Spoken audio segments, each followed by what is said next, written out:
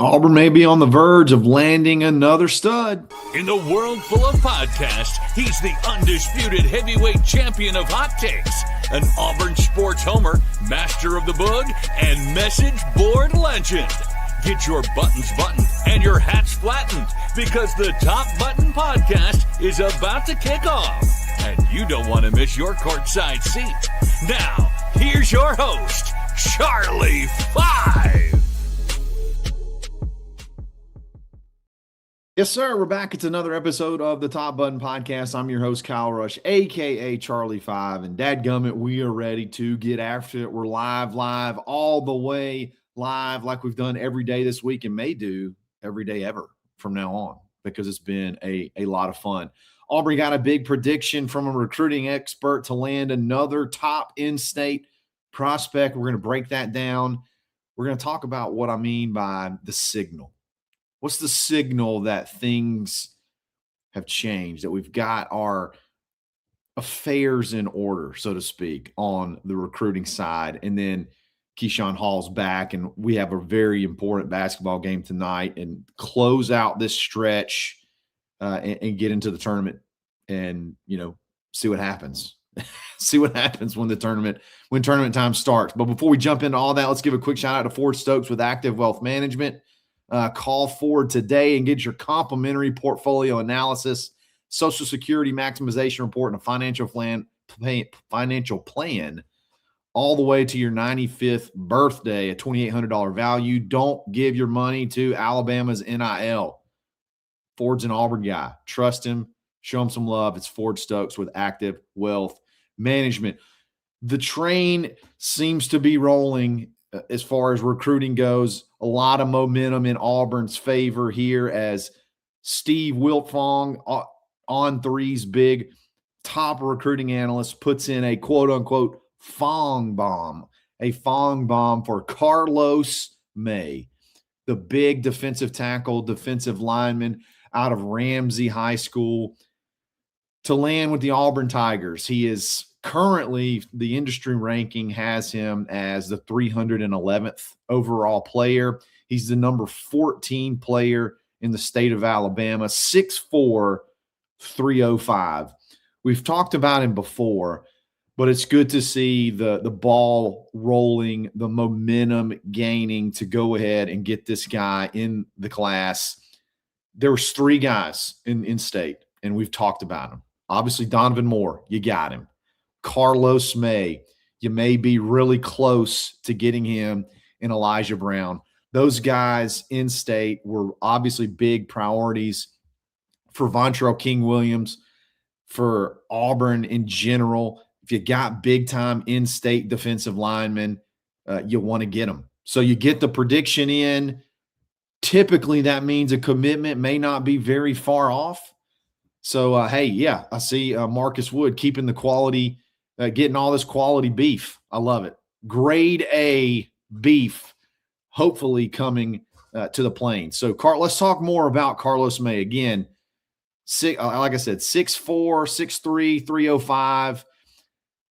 Really quick off the ball. One of the things I like about him, and I always look for a defensive lineman, especially on the interior, you can be bigger than anybody. I mean, you can be bigger than everybody in high school, and you just lean on them, and eventually they get tired, and you're not really doing anything. What I want to see is explosion. Your first step, quick. Your first punch, quick, powerful. And I think that defines his game, like 100%. You want to watch his huddle film. The first step is really good. His punch is really good. Can't move him. So, and the good thing is I think he could play. I think he could eventually grow into a true nose, and I think he could also slide over and kind of play that Malik Autry, Cody Sigler, 3-technique type position as well. So a really versatile kid. Ramsey High School. So, all right, he's got the size, check. He's got the first step, check. I want to see competition. To me, that is another big thing when you're looking at recruits, competition-wise. Are they just dominating poor competition, or they play, pretty good teams? Ramsey High School is a 5A, I believe, in Birmingham.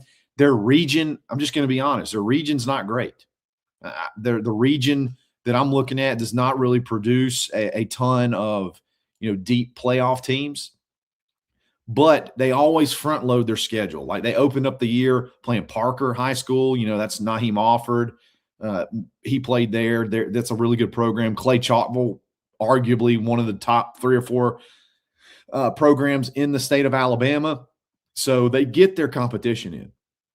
They front load those schedules. They get ready for the season. They get ready for region play, and then they wax their region 5-1, and then just got knocked out in the first round of the playoffs. So you don't have to worry about – and Ramsey in and of itself was a really good program, but you don't have to worry too much about having to build something from ground zero. You got something to work with when they get there. So that's really good stuff. He's got an official visit scheduled on June 12th through the 14th. That seems to be a pretty big official visit weekend that's coming up soon. I say coming up soon. It's a couple months away. But, yeah, it's hopefully you got him in the boat, though, before. You got him in the boat beforehand. And again, predictions coming in, it's probably not too very far away. I know a lot of people are probably not super fired up about recruiting because of the long battle, the long game, and we've gotten our feelings hurt over the last 24 months, I guess, or maybe a little bit longer from these guys like not being or either committing and decommitting or having the rough season, and then your class kind of falls apart. I get it, okay? But recruiting is still important. High school recruiting is still very important. High school kids, high school kids, you get on a discount, okay? Because if you're going to try to find difference makers in the portal, that wallet's going to get thin really, really quick. That payroll, those stacks are going to go fast, if you know what I'm saying. So if you get a kid in, you can kind of groom them and build them. And as they play more, they earn more. If you can get that cycle going, you're in a much, much better position. So I think this is one to definitely be on the lookout for. Carlos May, Ramsey High School. You pair him with Donovan Moore, who's already committed. You got Tank Proctor. Don't forget about him, the big tight end from American Heritage that's also committed.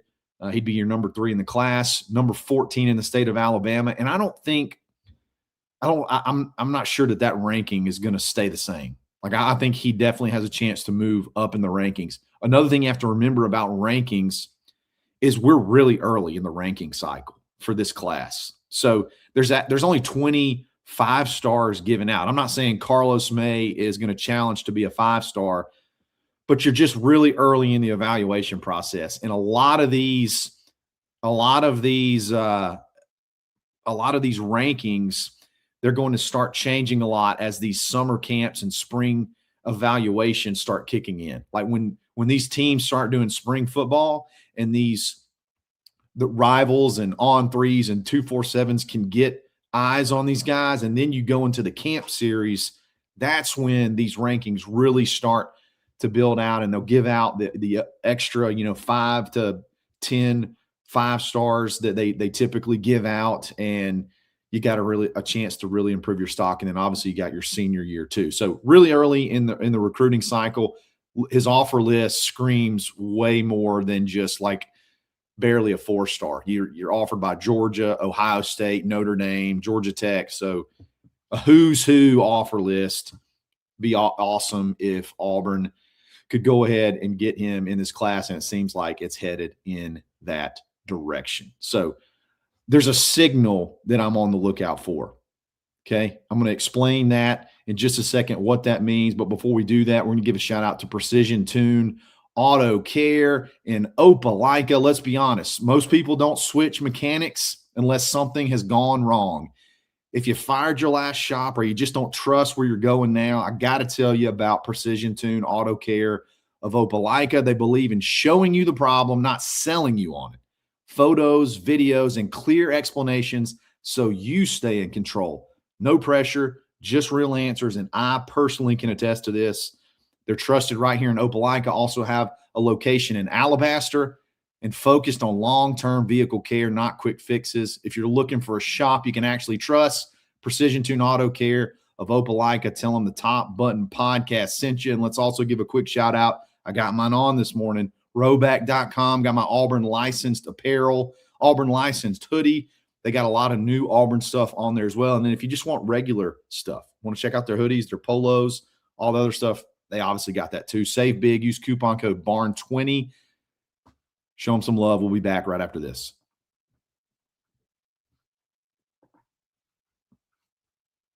All right, let's talk about the signal.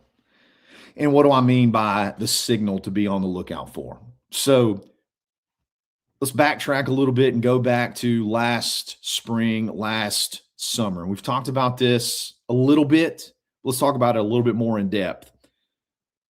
This is not anything new, even to last year, of having a lot of momentum with guys, okay? Having a lot of momentum, having predictions roll in, okay? But last year, if you remember, that house settlement was still looming in July, and Auburn, I don't think, was 100% ready to play in the gray area, okay? Play in the aggressive sandbox as it relates to recruiting. When I'm talking about that, I'm talking about offering, some substantial money in NIL on top of Rev Share, because in theory, you're not supposed to guarantee anything in NIL. That's a good formula that they had to figure out. And Auburn wasn't quite ready to be aggressive like some other schools there. And they were, sort of in a wait and see mode. And then obviously the way the season played out, it didn't help either. So if everybody else is doing this, if everybody else is being aggressive as far as NIL goes and what you offer, what you put on paper, Auburn has to decide if they're going to play wait and see or if they are going to be aggressive as well. Okay. So how do you know? How do you know if Auburn is deciding that they're going to play hardball with the rest of the SEC? And I think there's a signal to watch out for. Okay. I don't want to downplay the commitment and importance of Donovan Moore. I don't want to downplay the commitment or potential commitment of Carlos May. Okay. I don't want to downplay either one of those. Okay. But Donovan Moore, huge Auburn guy, huge Auburn family. All right. So I'm not 100% ready to say that's the signal that Auburn's figured it out, that Auburn's going to start being a little bit more aggressive. Carlos May, another in-state guy that you had a relationship with the prior staff. Vontrell's been recruiting him for a very long time. If he were to commit, I'm not 100% ready to say that's the signal, just because of the prior relationship there. Now, the one I'm watching for, okay, and you've got a prediction in for him, that's the quarterback Israel Abrams. The kid from Illinois, the number 3 quarterback in the country. You got a prediction from him. You haven't gotten the commitment yet, okay? I'm sure there's a lot of suitors out there. There's a lot of guys that I think he has official visits set up at other places. Usually the prediction, especially from Wiltfong, a commitment does not follow very long after. Okay, we haven't gotten that yet. Have had the prediction in for a couple of weeks now. If Auburn closes that one, I think that's a signal that they're ready to be aggressive. They're ready to play hardball, and they'll go up against anyone in the country. Now, if they don't get him, I don't necessarily think that means they're out, or they're going to stick to playing it conservative and seeing what happens.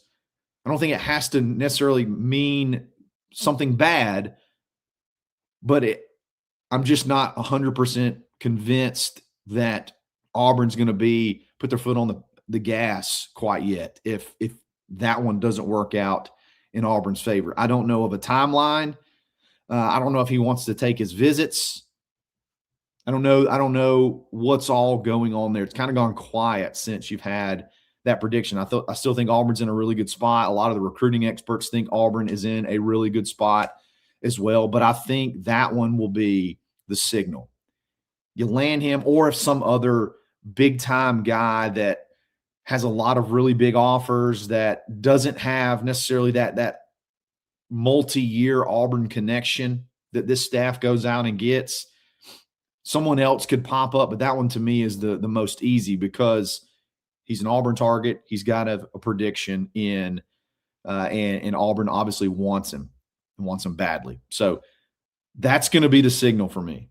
I want to see a guy like of that caliber that Auburn pushes for, gets, that didn't grow up an Auburn fan, and, seals the deal. So still got a long time to go, still got a long way until December, but a lot of good momentum in Auburn's favor right now. Let's switch gears to basketball because I think the big news that came out yesterday is Keyshawn Hall is back. Keyshawn Hall, he was suspended, quote unquote, indefinitely for, Stephen always says, hey, put me in bad positions. Whether take that and you can run in a bunch of different directions.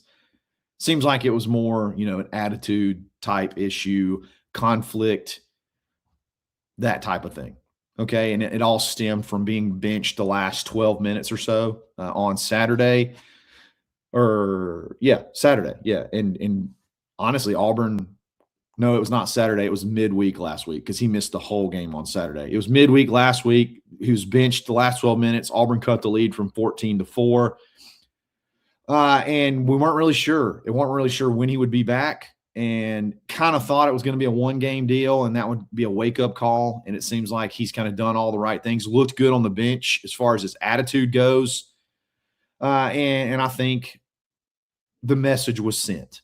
Now, we'll see how well it is received, and we'll see what happens tonight because this is an extremely important game, okay? Auburn's favored by, I think, 4.5 points, which is exactly what I told you guys. There's going to be 4 games on this schedule out of the last 6 that Auburn's going to be favored in.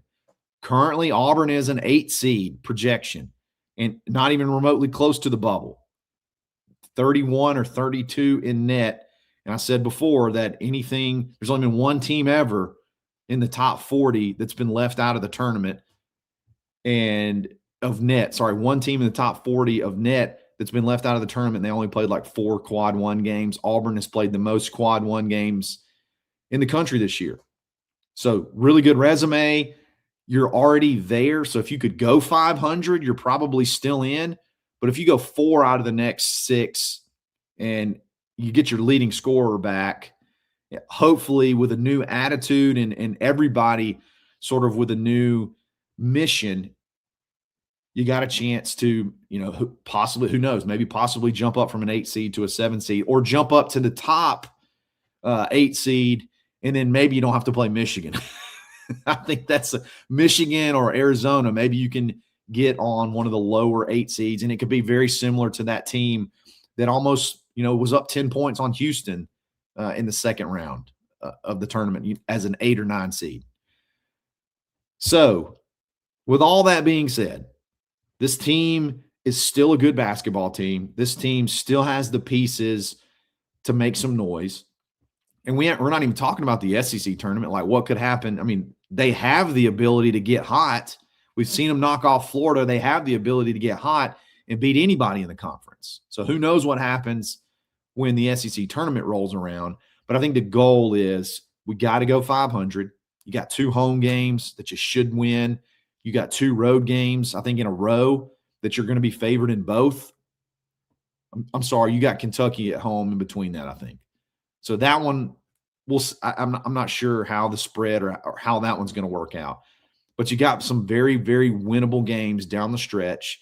You can solidify your spot. If Auburn loses tonight, it doesn't derail everything, but it does make it a ton tougher. So we'll see what happens. I kind of feel good about it. I feel good about tonight, and we're going to have a barn cast. It's a late tip, so pour some coffee or something else, man. Let's just go off the rails. But it'll be fun regardless. Those have been a ton of fun. So, guys, make sure you jump in the chat tonight. Join the barn cast. We'll have all the guys. Today's Hunter Bussey's birthday.